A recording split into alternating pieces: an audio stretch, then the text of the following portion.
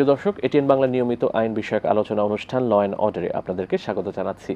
আপনাদের সাথে আছি ব্যারিস্টার এইচ.এম. সঞ্জিত সিদ্দিকী।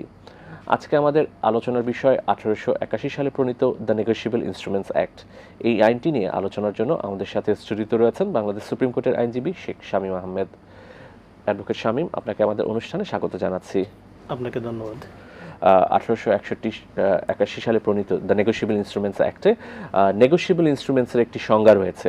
প্রথমেই সেটি সম্পর্কে জানতে চাচ্ছি।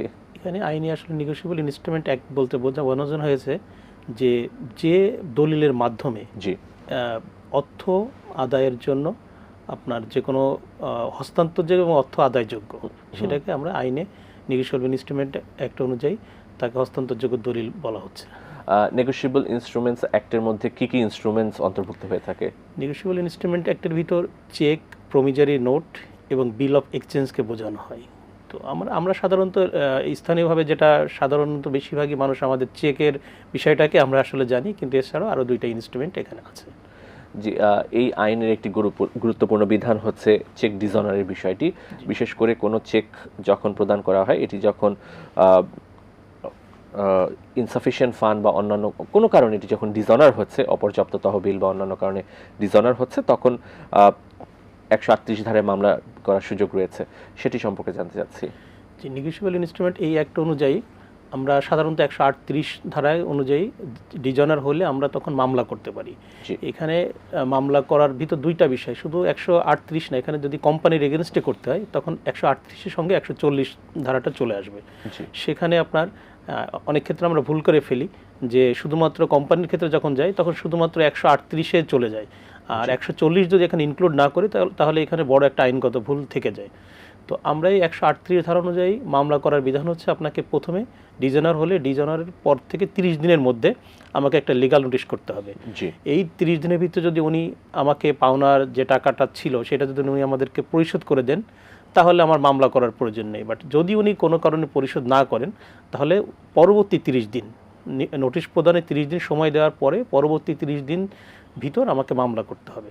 এবং এই মামলাটা আপনার ফৌজদারি মামলা হিসাবে আমলে আদালত আমাদেরকে করতে হবে। জি, আপনি একটি লিগ্যাল নোটিশ পাঠানোর কথা বললেন যে চেকটি যখন ডিজনার হচ্ছে বা বাউন্স হচ্ছে তার পরবর্তী 30 দিনের মধ্যে একটি লিগ্যাল নোটিশ পাঠানো হবে। এই লিগ্যাল নোটিশটি কিভাবে প্রেরণ করা যেতে পারে? এই লিগ্যাল নোটিশটা আমরা দুইটা ভাবে করা যেতে পারে। একটা হচ্ছে সরাসরি আমরা ওই ব্যক্তি বরাবর রেজিস্ট্রি এডি যোগে, আরেকটা হচ্ছে আপনি পেপারের পত্রিকার মাধ্যমে সরাসরি আপনি দিতে পারেন। এই দুই পত্রিকায় প্রকাশের মাধ্যমে দেওয়ার সুযোগ রয়েছে। তাছাড়া সরাসরি হাতে হাতে দেওয়ার সুযোগ রয়েছে। সরাসরি হাতে হাতে দেওয়ার সুযোগ আছে, কিন্তু এখানে আমাদের একটা কথা থাকে যে আমাকে এখানে যখন ভবিষ্যতে প্রমাণ করতে হবে সেই ক্ষেত্রে পোস্ট অফিসে ডাক রসিদের প্রয়োজন থাকে এবং রেজিস্ট্রি এডিটা, এই দুইটা আমাদের প্রয়োজন থাকে। এই জন্য বেটার হচ্ছে সরাসরি রেজিস্টার্ড ডাকযোগে প্রেরণ করা অথবা পেপারে সার্কুলার দেওয়া। হ্যাঁ, পেপারে সার্কুলারের বিষয় একটি আছে যে ওয়াইডলি সার্কুলেটেড পত্রিকা, জি জি, বহুল প্রচারিত পত্রিকা হতে হবে। এই যে সময়গুলো আপনি বললেন যে চেক ডিজনার হওয়ার 30 দিনের মধ্যে অবশ্যই লিগ্যাল নোটিশ একটি পাঠানোর বাধ্যবাধকতা রয়েছে। যদি এই 30 দিনের মধ্যে লিগ্যাল নোটিশ না প্রেরণ করা হয় তাহলে কি মামলা দায়েরের সুযোগ নেই? না, এইটাই আপনার 30 দিনের ভিতরেই আমাকে ডিজনারের তারিখ থেকে 30 দিনের ভিতর আমাকে করতে হবে। এটাই এই আইনের মূল ইয়েটা। এবং যদি কোনো কারণে আপনি ওই 30 দিনে না করতে পারেন তাহলে আপনাকে সেকেন্ড টাইম আবার ডিজনার করিয়ে পরবর্তী 30 দিনের ভিতরেই করতে, মানে মেন কথা হচ্ছে এখানে যদি চেকের মেয়াদটি থাকে। জি, একটি চেকের মেয়াদ সাধারণত কয় মাস? একটি চেকের মেয়াদ সাধারণত আমাদেরকে 6 মাস, আমাদের বাংলাদেশের যে আইন প্রচলিত আইনে 6 মাস বলা হয়েছে। জি, তাহলে এই 6 মাসে একাধিকবার ডিজনার করার সুযোগ রয়েছে। একাধিকবার করার সুযোগ রয়েছে। এখানে আরেকটি আপনার সঙ্গে অ্যাড করি, আপনার এই কথার সঙ্গে, যে অনেকে আমরা মনে করি যে চেকের ডিজনার মামলা করতে গেলে বা এএনএ মামলা করতে গেলে একাধিকবার 3 বার ডিজনার করতে হবে। এটা একটা আমাদের একটা ভুল ধারণা। আসলে আপনি এই আইনে একবারই আপনি ডিজনার করলে আপনি তখন লিগ্যাল নোটিশ করে দেন আপনি মামলা করতে পারবেন। এখানে 3 বার ডিজনার যে কথা বলে এটা টোটালি একটা ভ্রান্ত ধারণা আমাদের সমাজে প্রচলিত আছে। এই আইনেও মামলা দায়েরের ক্ষেত্রে একটি তামাদির বিধান রয়েছে, যেটি আপনি বলছিলেন যে লিগ্যাল নোটিশ পাঠানোর পর 30 দিন অপেক্ষা করতে হবে, তার পরবর্তী 30 দিনের মধ্যে মামলা করতে হবে। যদি পরবর্তী 30 দিনের মধ্যে মামলা দায়ের করতে ব্যর্থ হন কেউ, সেক্ষেত্রে আইনে কি বলা হয়েছে? পরবর্তী 30 দিনের ভিতর যদি মামলা ব্যর্থ হন তাহলে ওনার যদি চেকের মেয়াদ থাকলে উনি মেয়াদ আনতে সেকেন্ড টাইম আবার করতে পারতেছেন, এবং কোনো কারণে ওই 6 মাসটা যদি অতিবাহিত হয় তাহলে এই আইনে তার কোনো প্রতিকার নেই। উনি তাহলে এখানে আপনার অনুযায়ী, ফৌজদারি আইন অনুযায়ী প্রতারণার মামলা করতে পারেন, কিন্তু এই আইনে করতে গেলে ওনাকে এই টাইমের ভিতরেই করতে হবে। জি, 138 ধারায় যিনি মামলা করবেন তাকে কি তিনি কি নিজে মামলা করবেন, নাকি তিনি চাইলে কাউকে পাওয়ার অফ অ্যাটর্নি বা কাউকে ক্ষমতা প্রাপ্ত করে মামলা দায়ের করতে পারেন? জি, এখানে সরাসরি উনি নিজে করতে পারেন।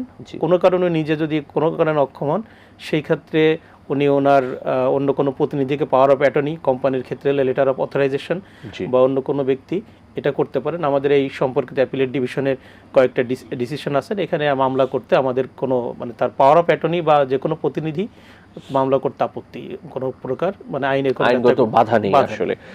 আর যাকে বিবাদী করা হবে, কাদেরকে বিবাদী করা হবে সাধারণত? এইখানে যদি ব্যক্তির ক্ষেত্রে, তাহলে শুধু যে ব্যক্তি এখানে যার চেক দিয়েছেন এবং চেকের অ্যাকাউন্ট হোল্ডার তাকে করতে হবে। যদি এখানে কোম্পানির ক্ষেত্রে হয়, সেই ক্ষেত্রে কোম্পানির পরিচালক, আপনার এমডি এবং ওইখানে বোর্ডের যারা আছেন সকল পরিচালকদের করা যাবে। কিছু ক্ষেত্রে এখানে দায়িত্বশীল কর্মকর্তা, ধরেন একজন অ্যাকাউন্টস ম্যানেজার বা অফিসার আছেন, যিনি ওখানে ওনার সিগনেটারি অথরিটি আছে, সেক্ষেত্রে ওনাকে দেওয়া যাবে, এবং কোম্পানির এমডি থেকে শুরু করে সকল এমডি, চেয়ারম্যান এবং সকল পরিচালক যারা মেমোরেন্ডাম অনুযায়ী কোম্পানির বৈধ মালিক, তাদেরকে সকলকে এই আইনে আসামি হিসাবে বা প্রতিপক্ষ। আইনে যেটি বলা হয়েছে যে who were in charge of the affairs of the company at that time the cheque was issued. আমি জাস্ট আরেকটু পেছনে চলে যাচ্ছি। চেকটি দেওয়া হয়েছে একজন ব্যক্তির নামে, বাট তিনি এই আইনে মামলা দায়ের করছেন না, তিনি করেছেন চেকটি তিনি আরেকজনকে দিয়ে দিয়েছেন। যার কাছে দেওয়া হয়েছে তিনি কি মামলা দায়ের করতে পারবেন? সে তৃতীয় পক্ষ না, এইখানে তৃতীয় পক্ষ মামলা করার সর্বশেষ যার কাছে চেকটি রয়েছে। জি, এইটা এখানে আপনি যার নামে চেকটি ইস্যু করা হয়েছে তাকেই করতে হবে, বা যদি কোনো প্রতিষ্ঠানকে করে থাকে ওই প্রতিষ্ঠানের প্রতিনিধিকেই করতে হবে। আইনে তো হোল্ডার ইন ডিউ কোর্সের বিধান রয়েছে, যে হোল্ডার ইন ডিউ কোর্স মামলা দায়ের করতে পারবে। জি, কিন্তু চেকের মামলার ক্ষেত্রে এটা ওইভাবে হলে উনি করতে পারেন। সেক্ষেত্রে তার লিগ্যাল অথরিটি থাকতে হবে, সেটা তার মানে প্রমাণ থাকতে হবে যে যথানিয়মে চেকটি পেয়েছেন। এখন একজনেরটা আপনি চুরি করে নিলেন বা যথানিয়মে যদি থাকে, তার যে ডকুমেন্টস থাকে, প্রুফ থাকে, তাহলে উনি করতে পারেন। আইনগতভাবে চেকটি প্রাপ্য হয়ে থাকে, আইনগতভাবে পেতে হবে। আমরা অনেক ক্ষেত্রে দেখে থাকি যে চেকের মামলা যখন দায়ের হয়, দায়ের হওয়ার পরে কোর্ট থেকে একটি সমন জারি করা হয়। পরবর্তীতে একটি চেকের মামলা যখন ট্রায়াল কোর্টে বদলি হয় চার্জ গঠনের পরে, এটি বছরের পর বছর লেগে যাচ্ছে, এখন কয়েক বছর লেগে যাচ্ছে নিষ্পত্তি করতে। এটির কারণ কি? আসলে এখন বর্তমান সরকার এটাতে একটা আমূল পরিবর্তন এনেছেন। হ্যাঁ, আগে অনেক সময় লাগতো, এখন একটু সময়টা কম লাগবে। কারণ হচ্ছে এখন 5 লাখ টাকা পর্যন্ত এটা নিম্ন আদালত, যেটা আপনার ম্যাজিস্ট্রেট আদালতের ক্ষমতা দেওয়া হয়েছে। আর 5 লাখ টাকার উপর হলে তখন যুগ্ম জেলা জজ বা মেট্রোপলিটন জজ, সেশন জজ উনি বিচার করবেন। এতে দেখা যাচ্ছে, আমরা রিসেন্টলি দেখতে পাচ্ছি মামলার জট কিন্তু মানে কমতে শুরু করছে। এটা একটা যুগান্তকারী সিদ্ধান্ত এই বর্তমান সরকারের, যার কারণে অতীতেও দেখে এসেছে যে কয়েক বছর, 5 বছর 7 বছর লেগে গিয়েছে অনেক 138 এর মামলা নিষ্পত্তি হতে। হ্যাঁ, এইটা আসলে কিছু দীর্ঘসূত্রিতা আছে, কারণ আপনার দেখেন বিশেষ করে ঢাকাতে এই প্রবলেমটা বেশি। ম্যাক্সিমাম কোম্পানি বা প্রতিষ্ঠানগুলোর হেড অফিসগুলো ঢাকাতে, এটাতে হওয়ার কারণে সব মামলার চাপগুলো ঢাকাতে পড়তেছে, ঢাকা আপনার সেশন জজে পড়তেছে। তো সেক্ষেত্রে কিছুটা লেন্দি হয়েছে, বাট এখন দেখা যাচ্ছে ইনশাল্লাহ এটার কিছুটা পরিবর্তন হয়েছে। জি, 138 ধারার মামলায় যদি কোনো ব্যক্তির অপরাধ প্রমাণিত হয়, সেক্ষেত্রে শাস্তির বিধান কি রয়েছে? এখানে এই আইনের সর্বোচ্চ শাস্তি হচ্ছে 1 বছর কারাদণ্ড, আর হচ্ছে আপনার অর্থদণ্ড। সেই ক্ষেত্রে চেকের সমপরিমাণ, অথবা বিজ্ঞ বিচারক যদি মনে করেন সর্বোচ্চ 3 গুণ। জি, এর মাঝে উনি দিতে পারবেন। জি, আপনি বললেন যে এখানে সর্বোচ্চ 1 বছরের শাস্তির বিধান রয়েছে, এছাড়া অর্থদণ্ডের বিধানটি রয়েছে। চেকের মামলায় রায় হবার পরও যদি যিনি দণ্ডিত ব্যক্তি তিনি যদি টাকা বা অর্থ পরিশোধ না করেন, সেক্ষেত্রে কি করণীয়? সেক্ষেত্রে আমরা আবার নতুন করে আপনি মানি স্যুট করতে পারেন। আরেকটা আছে আমরা সার্টিফিকেট মামলা করি বর্তমানে, এটাতে আপনি ওই টাকা আদায়ের জন্য সার্টিফিকেট মামলা, ফাইন হিসেবেও আদালতের যে কোনো একটা অর্থদণ্ড যেভাবে কালেক্ট করা হয় সেভাবে করতে পারে, কালেক্ট করার সুযোগ রয়েছে। আমরা অনেক ক্ষেত্রে দেখে থাকি যে কারণ এই আইনটিতে বিশেষ করে একটু কঠোর বলা যায় অনেক ক্ষেত্রে, কারণ রায় হবার পরে 50% অর্থ, চেকের যে উল্লেখিত 50% অর্থ, সেই অর্থটি আদালতে না জমান প্রদান করলে আপিল দায়েরের সুযোগ নেই। এটি সম্পর্কে জানতে চাচ্ছি। যে এইটা আইনের একটা বিধান, যে যদি দণ্ডিত ব্যক্তি, যদিও কঠোর, কিন্তু এটি বিধান রয়েছে, এটা বিধান আছে, যেহেতু আপনার কোনো কারণে উনি দণ্ডিত হলেন, উনি টাকাটা উনি জামিন নিতে গেলে আপিলের সত্ত্বে ওনাকে অবশ্যই 50% টাকা জমা দিতে। এখানে আরেকটা আপনার সঙ্গে কথার সঙ্গে অ্যাড করি, এই 50% টাকা কিন্তু আপিল দায়েরের পরে ওই ব্যক্তি উঠাইতে পারবেন না যতক্ষণ পর্যন্ত আপিল নিষ্পত্তি না হবে। আমাদের অনেক সময় ভুল ধারণা আছে, অনেক আমাদের ক্লায়েন্ট বলে যে যেহেতু আমি মামলা জিতেছি, উনি আপিল করলে টাকাটা জমা দিয়েছে, এটা আমাকে উত্তোলন করে দেন। কিন্তু এখানে আইনে সুস্পষ্ট বলা আছে, যেহেতু আপিল পেন্ডিং, যতদিন পর্যন্ত আপিলটা শেষ না হবে ততদিন পর্যন্ত ওই টাকাটা যিনি দাবিদার উনি উঠাইতে পারবেন, অর্থাৎ আপিল নিষ্পত্তির পরে এই টাকাটা উঠাইতে হবে। যে অনেক দর্শকরা প্রশ্ন করে থাকেন যে এখানে চেকে যে উল্লেখিত অর্থ, এই অর্থের অর্ধেক টাকা পরিশোধ না করে কোনোভাবে আপিল বা জামিনের কি সুযোগ রয়েছে, জামিন পাওয়ার সুযোগ রয়েছে? এরকম সুযোগ আসলে আইনে এভাবে নাই, বাট কিছু কিছু ক্ষেত্রে আমাদের মহামান্য অ্যাপিলেট হাইকোর্ট বিভাগ থেকে তার স্পেশাল কিছু কারণ যদি উনি দেখাতে পারেন, রিটের মাধ্যমে দু একটা প্রতিকার আমরা এর আগে পেয়েছি, কিন্তু এই বর্তমানে আমরা এই ধরনের প্রতিকার দেখতেছি না।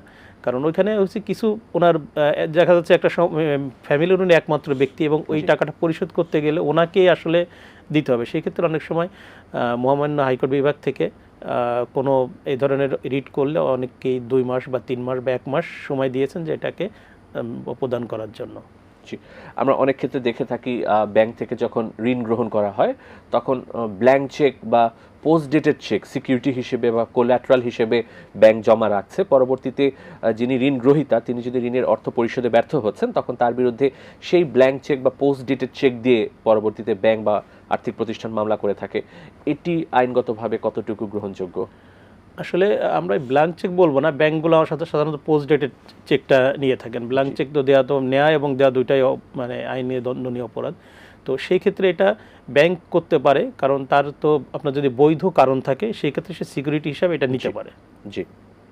আর এই পোস্ট ডেটেড চেক যেটি আপনি বললেন সেটির উপর ভিত্তি করে মামলা দায়েরের সুযোগ রয়েছে? জি, সেই ক্ষেত্রে এই মামলা দায়েরের সুযোগ আছে।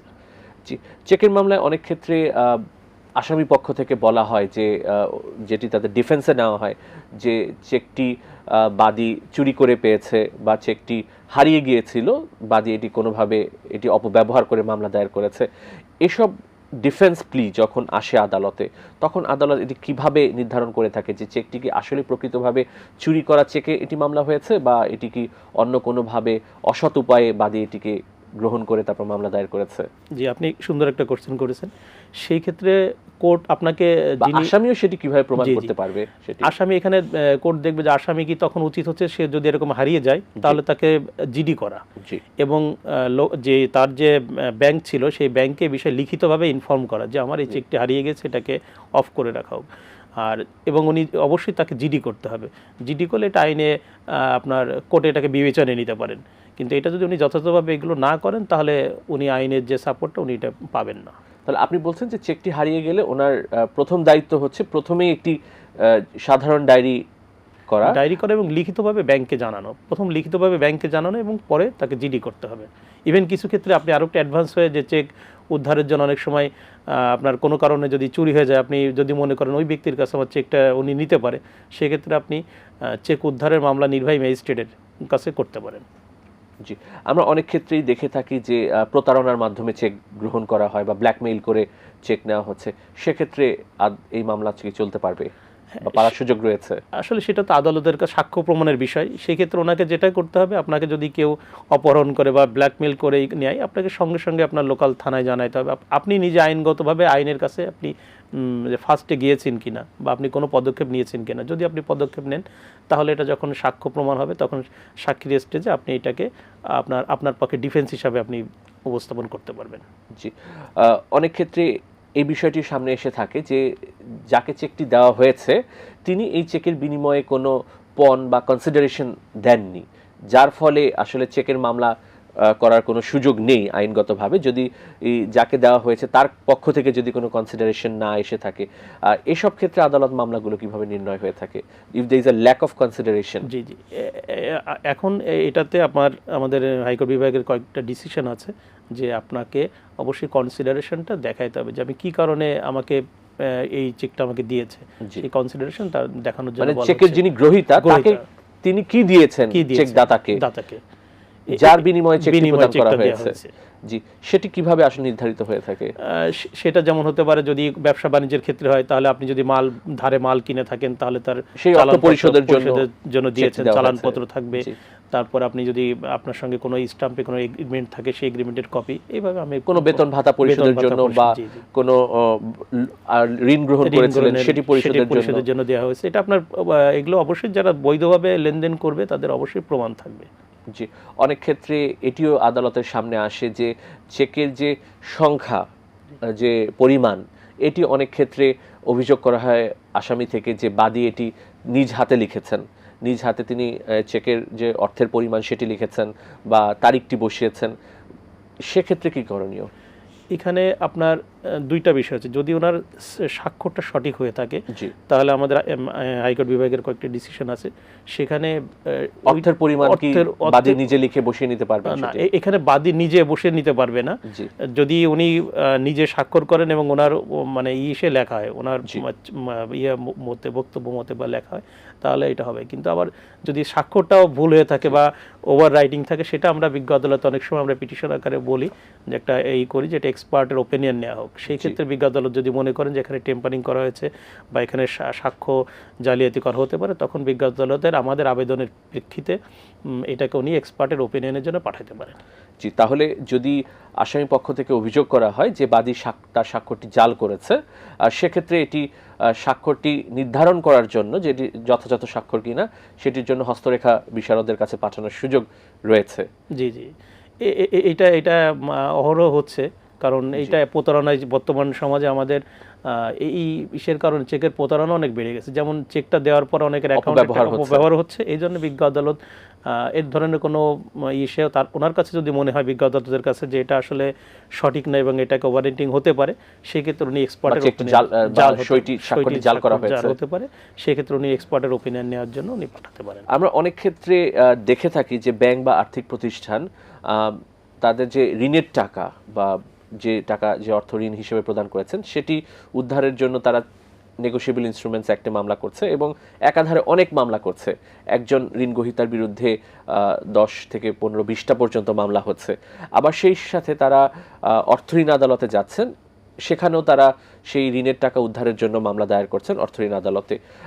এই যে দুটি মামলা করা হচ্ছে, দুটি মামলার বিষয়বস্তু কিন্তু একই। তার যে অর্থটি ঋণ হিসেবে দেওয়া হয়েছিল সেটি উদ্ধারের জন্য, চেকের মামলাটিও করা হচ্ছে সেই উদ্ধারের জন্য, অর্থঋণ আদালতে মামলা করা হচ্ছে সেটির জন্য। এই দুটি মামলা কি একই সাথে চলার কি আইনগত সুযোগ রয়েছে?